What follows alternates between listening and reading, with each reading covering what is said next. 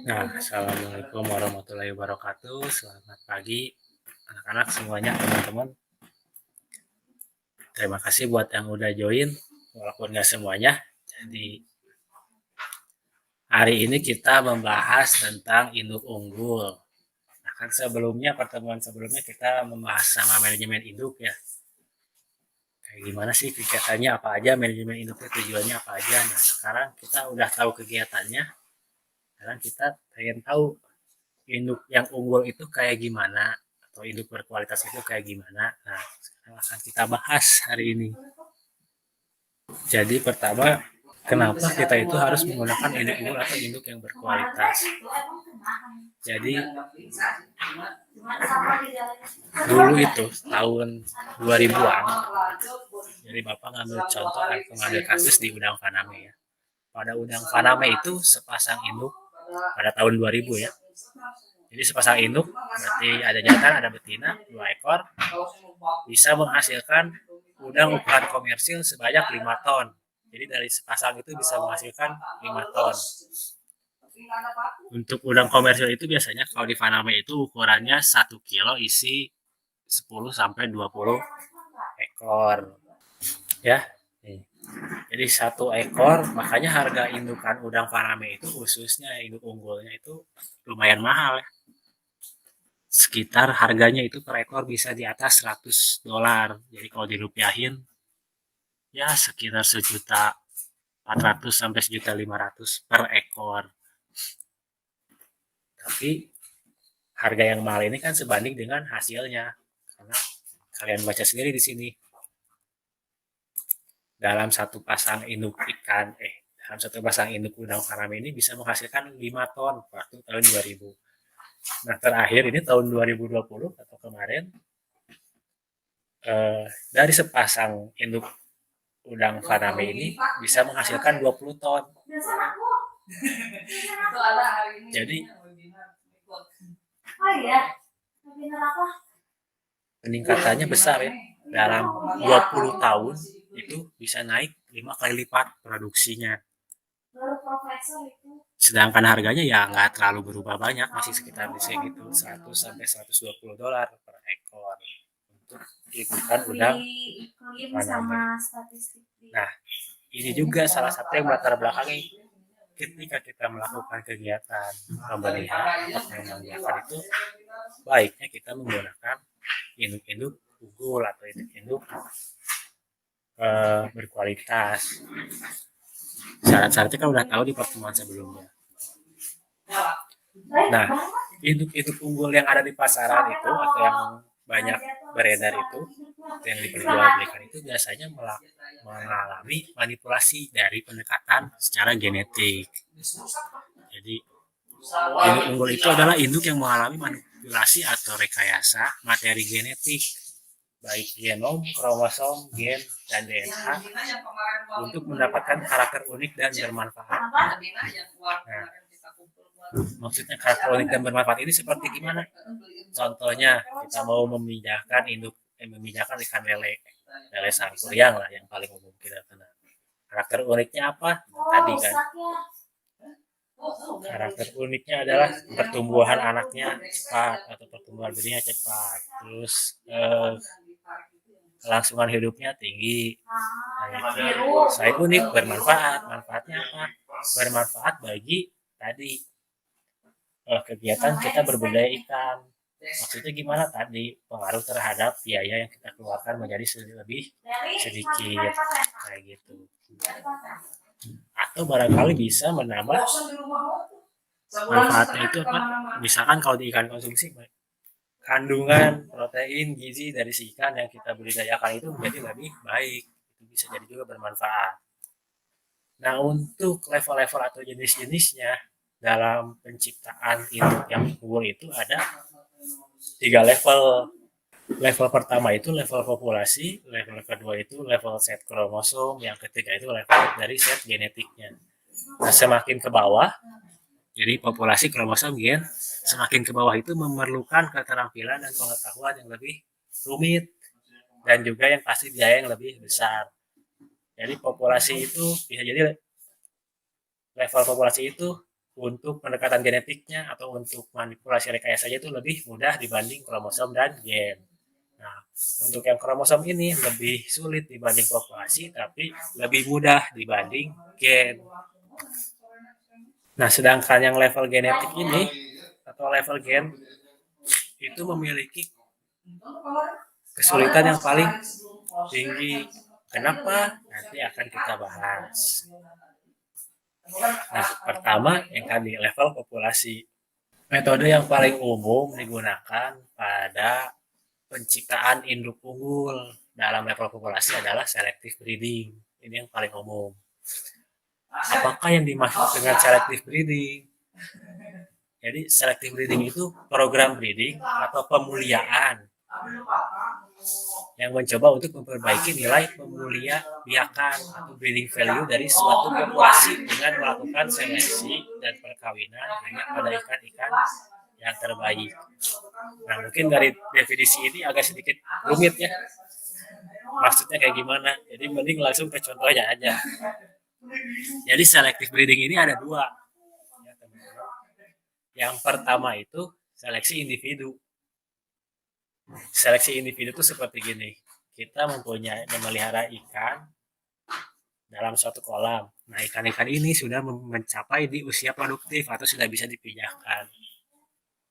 Kita seleksi, misalkan berdasarkan bobot, mana bobot yang paling besar, nah kita seleksi. Bobot-bobot yang besar ini akhirnya kita pindahkan atau kita kawinkan. Nah, itu seleksi individu. Contoh dari seleksi individu.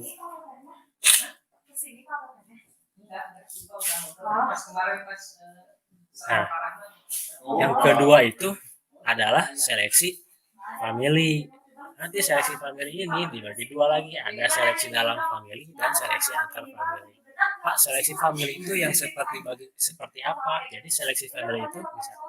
Nah, tadi kalau seleksi individu itu kita melihat ke individu-individu ikannya. Nah, sedangkan seleksi family itu kita melihat ke garis keturunannya. Sebagai contoh, kita punya induk A. Berarti kalau kita punya induk A itu ada induk jantan A, ada induk jantan B. Kita punya induk kalau kita maaf ulang ya. Jadi misalkan kita punya induk A. Nah, induk A itu berarti ada dua kan? Ada jantan A, ada betina A. Kita punya induk B. Induk B juga ada dua berarti. Karena kawinnya ada dua. Ada jantan B dan betina B. Kita kawinkan. Nah, induk jantan A kita kawinkan dengan betina B. Betina A kita kawinkan dengan jantan B. Nah, yang lanjut ke yang seleksi dalam family dan seleksi antar family. Yang membedakannya apa? Nah, misalkan kalau seleksi dalam family itu kita memeliharanya dalam tempat yang terpisah. Tadi kan kita sudah mengawinkan nih jantan A dengan betina B. Anakannya kita simpan dalam satu kolam. Lalu betina A dan jantan B kita pisahkan di kolam yang berbeda dibanding yang tadi pemilihan yang pertama. Kita pelihara, lalu kita seleksi dari individu-individu yang atau dari ikan-ikan yang kita pelihara di dua kolam itu mana yang misalkan nih memiliki pertumbuhannya paling cepat. Nah, kita ambil si yang pertumbuhannya paling cepat itu untuk dijadikan indukan seperti itu. Nah, kalau yang seleksi antar family perbedaannya itu hanya di wadah pemeliharaannya. Kalau yang seleksi antar family itu dalam satu kolam yang sama. Jadi kita misalkan ya tadi kita memijahkan jantan A dengan betina B dan betina A dengan jantan B. Nah, hasilnya itu kita pelihara dalam satu kolam, tapi kita harus bisa mengetahui mana karena dalam satu kolam mana sih si individu yang hasil perkawinan dari jantan A dan betina B dan dari betina A dan jantan B. Lalu kita seleksi mana yang memiliki tadi misalkan pertumbuhannya yang paling cepat seperti itu. Nah, yang kedua itu level kromosom, set kromosom. Nah, level set kromosom ini yang paling umumnya paling banyak digunakan dalam memproduksi suatu induk unggul atau induk berkualitas. Ada apa aja sih atau metodenya seperti apa aja? Yang umumnya dipakai itu ada 4 metode. Yang pertama itu hibridisasi atau crossbreeding atau backcross itu mirip. Jadi yang kedua itu sex reversal, yang ketiga itu ginogenesis, yang keempat itu androgenesis. Nah, langsung kita ke definisinya. Apa sih hibridisasi itu? Jadi hibridisasi itu upaya mendapatkan kombinasi antara populasi yang berbeda untuk menghasilkan keturunan yang memiliki sifat unggul. Atau bahasa mudahnya mah kita menyilang-nyilangkan, bahasa mudahnya ya. Misal ikan koi kita silangkan dengan ikan komet. Kalau enggak ikan mas kita silangkan dengan ikan tawes. Ikan mas kita silangkan dengan ikan komet. Nah, jadi untuk ikan-ikan yang bisa dilakukan hibridisasi itu hanya ikan-ikan tadi yang memiliki kekerabatan yang dekat. Biasanya itu mempunyai spesies yang berbeda. Jadi nanti ada dua hibridisasi itu, ada intra hibridisasi, ada ekstra hibridisasi. Kalau yang intra itu dalam satu spesies tapi strain yang berbeda. Tadi misalkan kita kawinkan lele sangkuriang dengan lele mutiara. Itu kan spesiesnya sama ya, lele dumbo. Tapi strainnya berbeda. Yang satu strain sangkuriang, yang satu strain mutiara. Nah, kalau yang antar spesies tadi ikan komet dengan ikan koi. Karena komet dan koi itu spesiesnya berbeda, tetapi masih termasuk ke dalam golongan ikan mas atau dari famili yang berbeda. Jadi ada dua ya kalau hibridisasi, ada yang berbeda strain, ada yang berbeda spesies. Seperti itu. Yang kedua itu, nah salah maaf ya, Bapak tambahin lagi. Di hibridisasi ini produk yang paling terkenal yang bisa diciptakan adalah lele sangkuriang. Lele sangkuriang itu adalah hasil dari proses hibridisasi atau backcross, di mana kita mengawin-ngawinkan keturunan yang sedarah hingga akhirnya mendapatkan galur murni. Tadi tujuannya dari penciptaan induk unggul ini adalah untuk mendapatkan galur murni. Nah, yang kedua itu adalah sex reversal. Jadi, sex reversal ini adalah teknologi pembalikan arah perkembangan kelamin menjadi berlawanan. Maksudnya gimana, Pak? Maksudnya itu kita ingin misalkan membalikan kelamin yang asalnya si ikan ini jantan jadi betina, atau sebaliknya, asalnya betina menjadi jantan. Nah, caranya gimana, Pak, untuk menghasilkan atau untuk melakukan sex reversal ini? Ada banyak caranya. Yang pertama itu kita bisa menggunakan dari penggunaan hormon. Paling umum itu penggunaan hormon. Jika ingin misalkan ya, kita ingin membalikan yang asalnya betina menjadi jantan, berarti kita menggunakan hormon testosteron. Nah, si hormon ini bisa direndam kepada larva, larva ikan, atau bisa kita campurkan kepada pakan. Jadi dengan harapan si pakan ini dimakan sama ikan, sehingga nanti hormonnya bekerja di badan ikan yang memakannya. Nah, yang kedua itu kalau misalkan kita ingin mengubah dari jantan menjadi betina, nah hormon yang digunakan adalah namanya hormon estrogen. Untuk metodenya sama tadi pemberiannya bisa direndam di telur atau di larva ikannya atau bisa diberikan ketika dicampur dengan pakan ikan. Yang ketiga itu ada namanya ginogenesis. Ginogenesis ini adalah proses pembentukan zigot tanpa kontribusi genetis gamet ikan jantan atau si spermanya kita inaktivasi. Nah, seperti yang kita tahu proses pembuahan pada ikan itu kan perlu si sperma ikan itu menempel ke sel telur. Nah, ketika sudah terjadi pembuahan, maka anakan yang dihasilkan adalah kombinasi dari genetik jantan dan genetik betina. Karena tadi kan karena sperma dan telur mengalami pembuahan. Nah, kalau si genogenesis ini sperma melakukan pembuahan terhadap sel telur, tapi si sel sperma ini tidak membawa kromosom atau sifat-sifat yang akan diturunkan ke anaknya. Jadi nanti si anakannya itu sifat-sifatnya murni 100% dari sifat-sifat induk betinanya atau dari sifat ibunya. Misalkan gini, kalau contoh mudahnya kayak di manusia saja ya, biar gampang. Kita manusia menikah, lalu mempunyai anak. Anak kita adalah kombinasi dari baik misalkan rambutnya, mukanya, hidungnya, warna matanya, seperti itu kombinasi dari bapak, ibunya.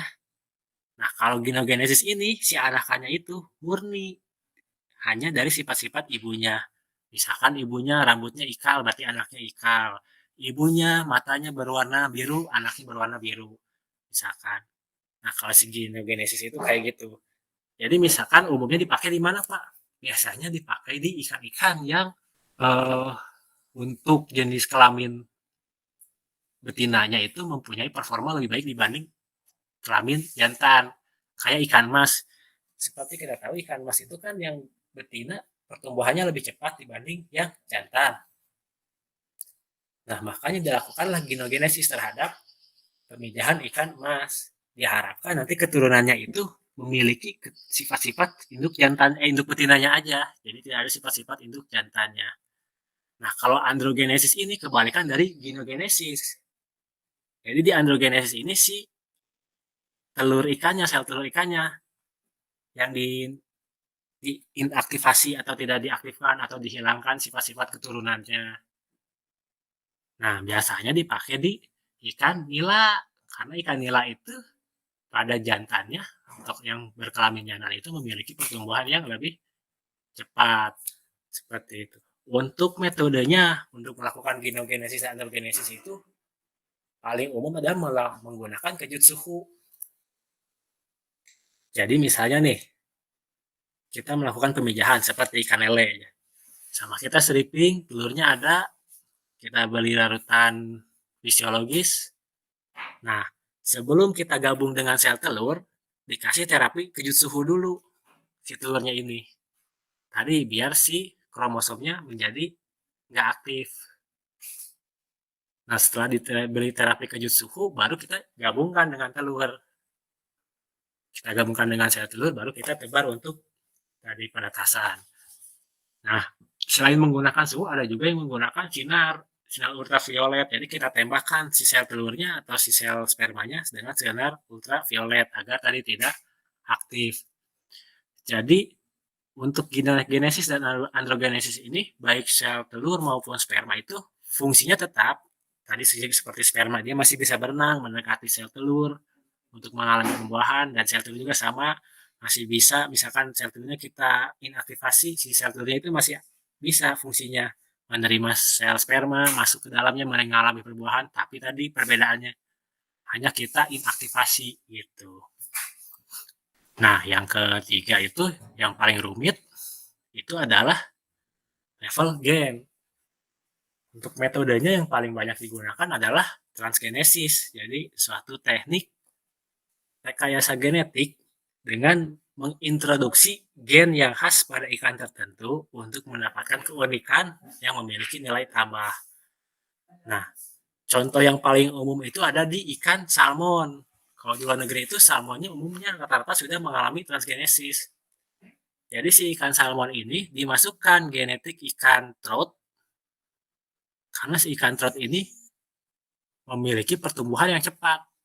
Nah, jadi gen pertumbuhan ikan trout dimasukin ke dalam ikan salmon. Nah, si ikan yang dimasukin gen ini kita pelihara hingga menjadi indukan. Lalu kita pijahkan dengan harapan anaknya ini tadi membawa gen si ikan trout yang gen di mana pertumbuhannya menjadi lebih cepat. Kayak gitu. Kalau di Indonesia, Pak, di Indonesia ada nggak yang melakukan transgenesis? Sekarang itu sudah ada. Jadi terakhir itu Unpad melakukan transgenesis terhadap ikan lele mutiara. Nah, si ikan lele mutiara ini kalau tidak salah diintroduksi atau dimasukkan genetik ikan emas, genetik pertumbuhan ikan emas, agar diharapkan hasilnya nanti anakan lele yang ditransgenetik sama ikan genetik ikan emas ini pertumbuhannya lebih cepat gitu dibanding lele mutiara pada umumnya. Misalkan Lele mutiara itu mempunyai pertumbuhan misalnya dari 5 ke 7 bisa dipanen dalam jangka waktu 3 bulan untuk ukuran 1 kilo, sekilo 10. Nah, misalkan ketika sudah diintroduksi oleh genetik pertumbuhan ikan mas ini menjadi 2,5 bulan atau 2 bulan, jadi lebih cepat seperti itu. Walaupun hasilnya sudah dipublikasikan tapi belum beredar. Untuk di Indonesia sendiri, induk ikan yang sudah dilakukan perbaikan genetik ada apa aja? Ada banyak. Yang pertama, lele sangkuriang. Itu tahun rilisnya 2004. Sekarang sudah generasi ketiga kalau nggak salah atau keempat. Metodenya tadi crossbreeding. Berarti crossbreeding ini masuk ke hibridisasi. Yang kedua adalah patin pasopati. Dirilis oleh Sukamandi di Subang tahunnya 2006. Pasupati ini singkatan dari Patin Super Harapan Pertiwi. Jadi pasupati ini adalah metodenya hibridisasi. Jadi kita mengawinkan patin lokal dengan patin Siam atau patin Thailand. Yang ketiga ada Nila Nirwana, Nila Raswanayasa dari Purwakarta. Dirilis tahun 2006, sekarang sudah generasi ketiga. Metodenya tadi selective breeding, berarti ada seleksi famili. Yang keempat Nila Jatimbulan, itu dari Jawa Timur, sama metodenya selective breeding. Yang kelima Nila Rarasati, itu dari Jawa Tengah. Nila Rarasati itu yang nila merah yang biasa kita lihat. Nah, umumnya itu Nila Rarasati. Metodenya hibrid. Kalau nggak salah dari nila Taiwan dengan nila apa gitu dikawinkan jadilah Nila Rarasati. Yang ke ada Nila Bes, yang paling banyak itu nila ya. Nila Bes itu dari Bogor. Metodenya selective breeding. Terus ada Nila Gesit. Nah, Nila Gesit ini yang mengalami ini seks reversal dan manipulasi kromosom tadi. Jadi Nila Gesit ini diharapkan bahwa keturunannya 80% adalah jantan. Nah, sekarang kita bandingkan performa. Tadi kan sudah tahu kenapa sih harus menggunakan kita menggunakan induk unggul. Nah, kita gunakan contoh di lele ada ikan lele. Kita bandingkan antara lele sangkuriang dengan lele dumbo yang biasa. Untuk kematangan gonad atau usia awal dia bisa bereproduksi itu lele sangkuriang lebih lama dibanding lele dumbo. Jadi lele sangkuriang itu ketika umur 8 sampai 9 bulan, sedangkan lele dumbo itu umur 4 bulan kita sudah bisa melakukan produksi atau pemijahan. Nah, fekunditas atau jumlah telurnya nih yang agak hebat ya. Jadi lele sangkuriang itu produksinya 2 kali lipat dari lele dumbo. Jumlah telurnya atau fekunditas ya, jumlah telur per kilogram induk. Misalkan kita punya 1 kilogram induk lele sangkuriang dengan 1 kilogram ikan lele dumbo. Lele sangkuriang itu bisa menghasilkan maksimal 60.000, sedangkan lele dumbo 30.000.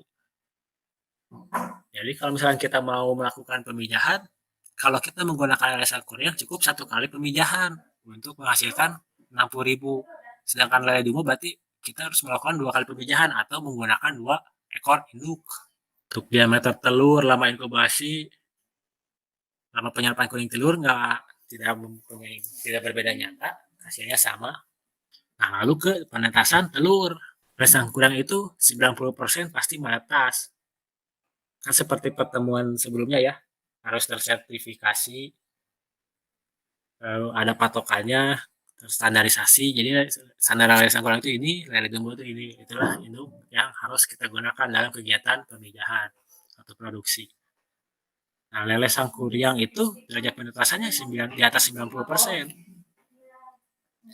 Jadi tadi kita punya induk lele sangkuriang, kita pindahkan telurnya, misalkan maksimal kita ambil 60.000. Nah, dari 60.000 itu berapa yang menetas? Kali 90%, berarti ada 54.000 larva. Nah, kalau lele dumbo 30.000 kali 80%, berarti ada 24.000. Derajat penetasannya lebih besar lele sangkuriang. Kalau panjang larva dan lain sebagainya, berat larva sifatnya sama, kelangsungan hidupnya pun sama kayak gitu. Jadi dari dua hal ini atau 2 parameter ini dari fekunditas dan penetasan telur bisa membuat harga lele sangkuriang itu lebih mahal dibanding ikan lele dumbo. Karena apa? Karena dengan kita menggunakan lele sangkuriang otomatis produksi kita lebih besar dengan effort atau usaha yang lebih kecil. Kalau kita menggunakan ikan lele dumbo yang biasa, effortnya 2 kali untuk menghasilkan nilai yang sama dengan lele Sangkuriang kayak gitu. Mudahnya gini, kita ingin membangun rumah misalkan ya. Kalau si lele Sangkuriang mah cukup sendiri tukangnya. Kalau si lele Dumbo mah harus berdua untuk membangun rumah dalam jangka waktu yang sama dengan bahan-bahan yang sama dengan hasil yang sama seperti itu. Jadi karena efektivitasnya berarti kemana? Pertama ke waktu, yang kedua ke biaya. Kenapa harga-harga mungkin nanti jika teman-teman ada yang melanjutkan ke wirausaha atau bergerak di dunia perikanan bekerja akan mengalami ya manfaat-manfaat dari penggunaan induk-induk berkualitas atau induk-induk unggul. Nah, mungkin sekian dulu materi hari ini. Kalau ada yang mau ditanyakan silakan.